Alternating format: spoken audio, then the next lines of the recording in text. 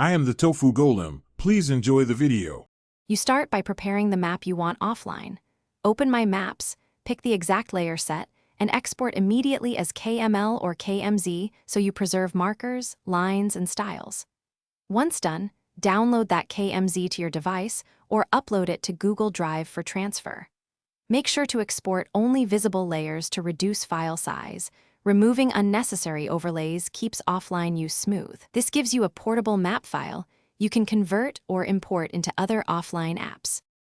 Next, convert and import the KMZ into an offline-friendly format.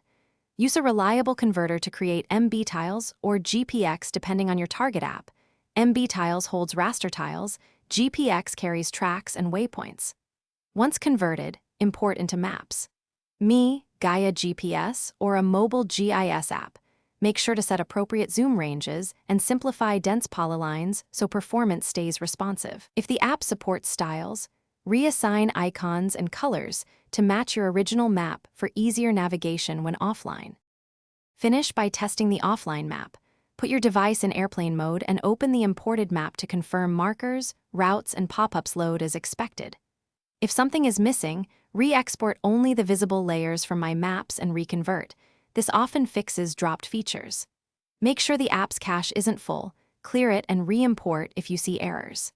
If performance lags, lower tile resolution or simplify geometry. These steps resolve most common offline issues quickly. Thanks for watching. Consider subscribing if we helped you today.